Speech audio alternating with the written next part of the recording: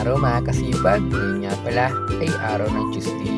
Also, workday pa rin tayo. Pero bago lahat, huwag kalimutan tumawag sa itaas para sa pang-araw-araw nating kaligtasan. Ngayon nga pala mga kasipag, ay magluto tayo ng adobong manok at pritong manok. At ito ay ready na ang ating adobo.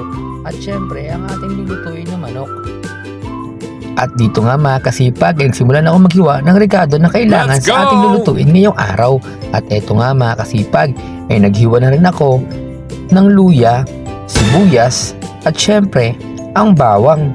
Kaya pampasarap ng ating lulutuin ngayong araw. At dito nga mga kasipag, ay gisahan time na. At nagisa na rin pala ako ng bawang, sibuyas at luya para panlagay sa ating adobong manok. At dito nga mga kasipag, ay nilagay ko na rin ang manok at para manuot ang lasa ng ating adobong manok. At syempre mga kasipag, ay may konting tricks rin tayo dito mga kasipag. Hindi lang sila marunong ito. Ay ito, maalab na nga. At naglagay na rin pala ako dito ng paminta para mas masarap at lumasa ang ating adobong manok. At syempre, hindi rin magpapahuli. Ang pinaka-importante ang magic sarap. Baka naman mga ka-magic sarap.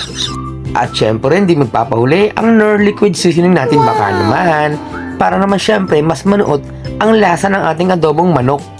At ito pa ang importante mga kasipag, naglagay rin tayo ng sili pang tanggal ng umay at syempre pampagana rin sa ating kakainin. Ito nga mga kasipag, naglagay na rin tayo ng toyo at suka. At sa tansya ko dito mga kasipag ay sigurado maraming kayo naman ang uubusin ito ngayong araw. At ito, hinalo-halo ko lang siya syempre para mas manuot ang lasa ng adobong manok natin.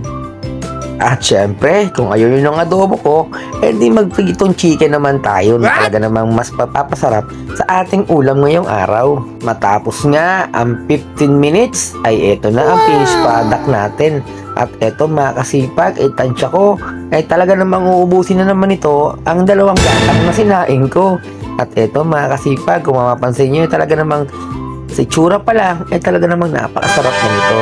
At may sausawan na rin tayo sa fried chicken natin. Pero bago ang lahat mga kasipag, huwag mong kalimutan mag-follow and share sa aking page. Salamat!